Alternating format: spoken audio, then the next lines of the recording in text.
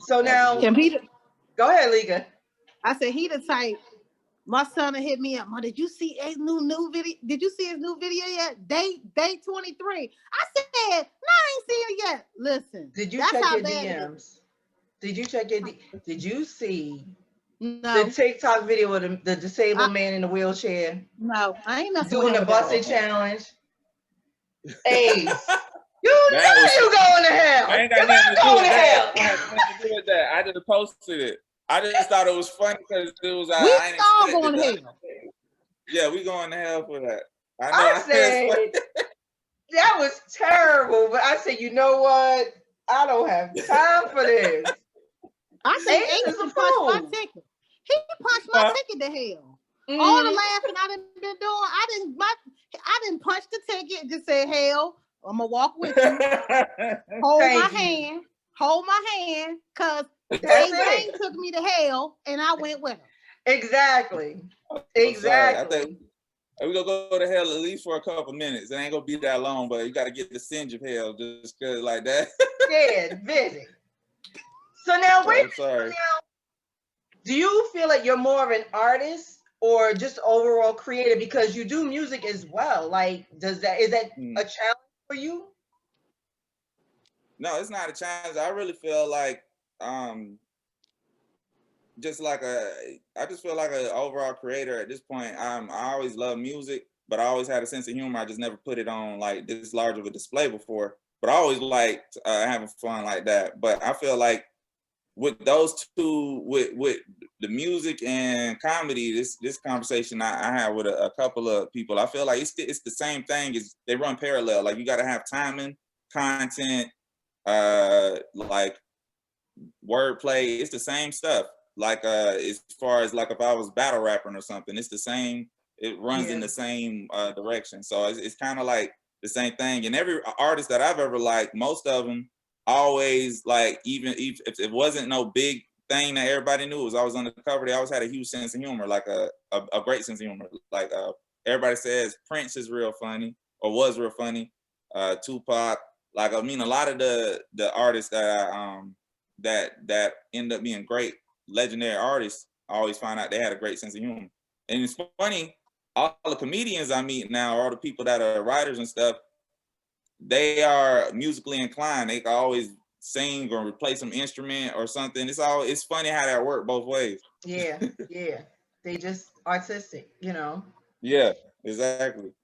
So now, do you see yourself on maybe a Cartoon Network or Comedy Central, or like, are we gonna get like an actual show? Like, is there anybody talking to you in your ear? Like, when can we expect the actual show?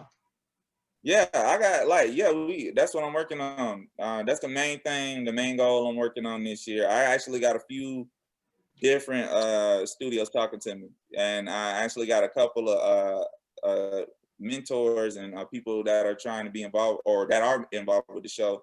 Like Aphion's probably is going to be involved with the show. Robert Townsend is one of somebody who reached out to me first, and I've already talked to Adult Swim like a long time ago, and a couple other people.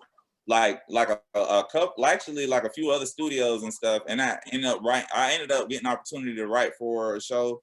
So I mean, like, yeah, it's definitely what I'm working on right now. That's the big goal for this year, and then just take it from there.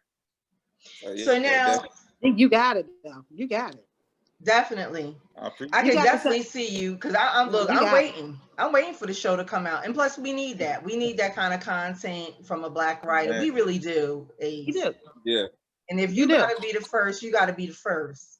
Yeah, because you're doing something different. Like, and Kim know I'm funny. I don't like everything. I'll say quick. That shit ain't hitting on nothing. When I saw you, dude, I was like, oh yeah, he the real deal. Because you coming at it at a different way. You know, a lot of people be copying what other people doing. And I'm like, that's the same something such and such is doing. No, you took, I mean, and you saying stuff that we be thinking and that I say, because Kim will say quick, my mouth is out of control. Me and her both, that's just what we do. So we thankful to see somebody that say something off the hook. We like, well, damn, Well, we ain't alone. We going to hell. Thank you. We gonna taste this for a second, but you need to laugh. That's the point.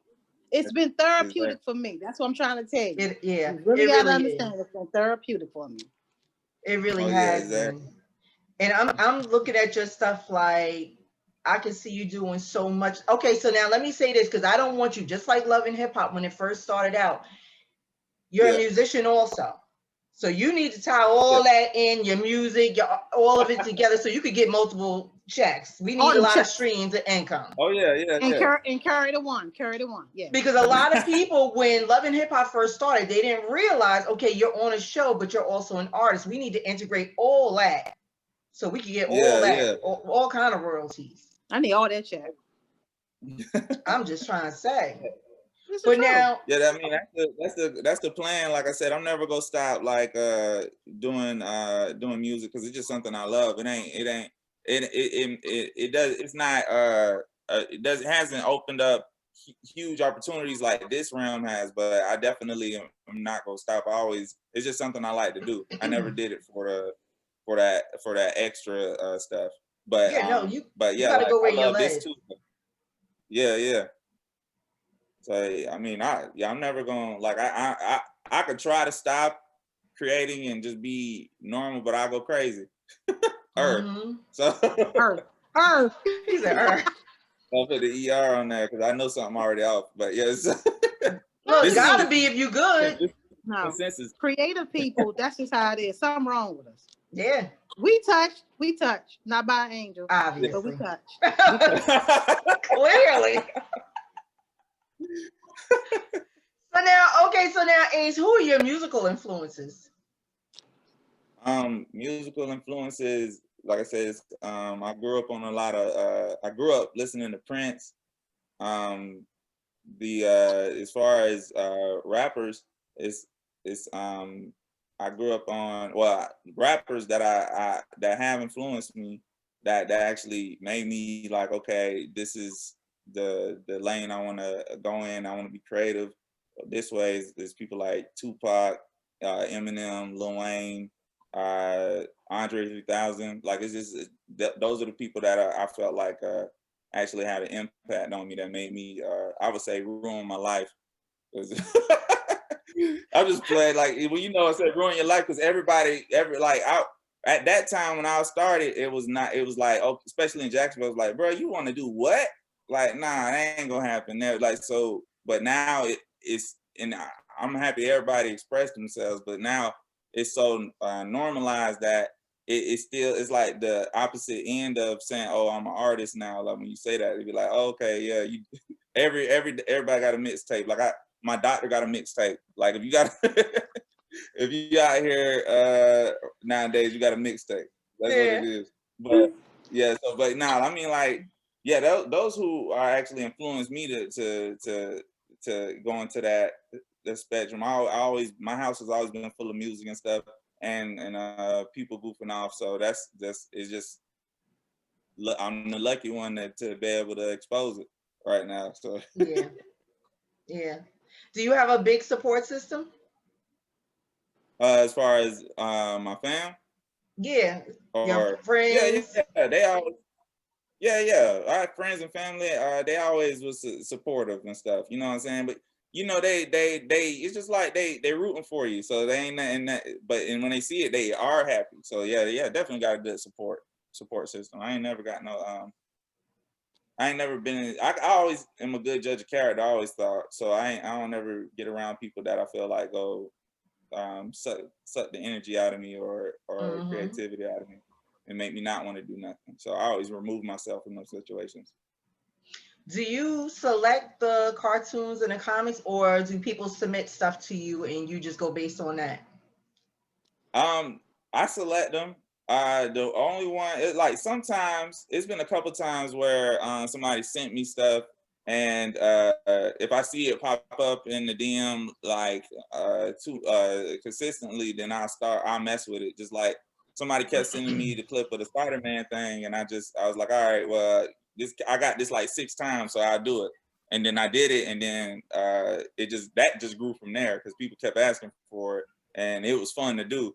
So that's why I did that. But yeah, I take suggestions. I don't take them often, but if I see it like, okay, maybe I do need to look at this, then I do it.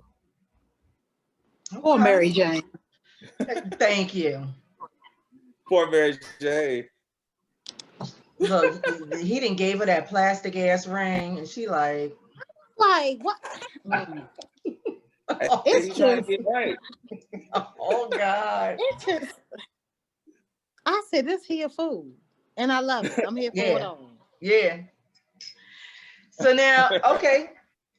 So now, is there anything like new as far as television, cartoons, or whatever that you think you want to dabble with a little bit? Like, do you want to switch lanes from the comics and the superheroes to, I know you did Rocky and Bullwinkle. I seen you do Elmer Fudd, which I got to ask you about that. I did not know that was you. I've heard that voiceover so many times on TikTok. And I think on TikTok, you wrote, "Stop using my voice."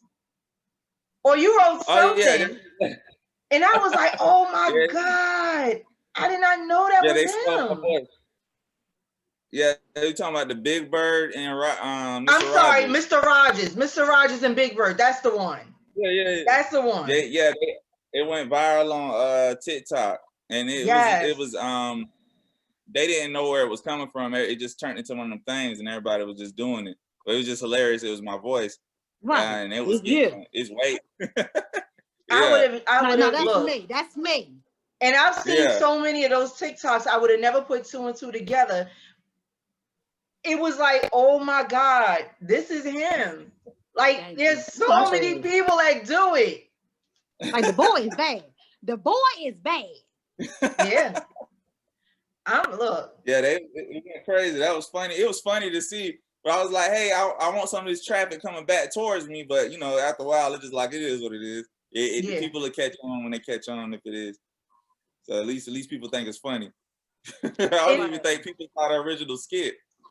But some people did. They just did it. It seemed like, going back to the Patti LaBelle and Gladys Knight, it just seemed like I could see a family reunion with two sisters or like two aunties. After Patti did her thing, Gladys was like, "You done?" Yeah. And I was just like, "Oh my God." And then when Dion came in trying to give a reading, they was like, okay. Look, it's time for you to go. But I'm like, I can see that happening. Like, that's like real. And that's the part that I think why you resonate so well with so many people, because that's like real life shit. That really happens. That's what separates him from a lot of people. Yeah. Because you relate. You so relatable. We be like, hell yeah. Like,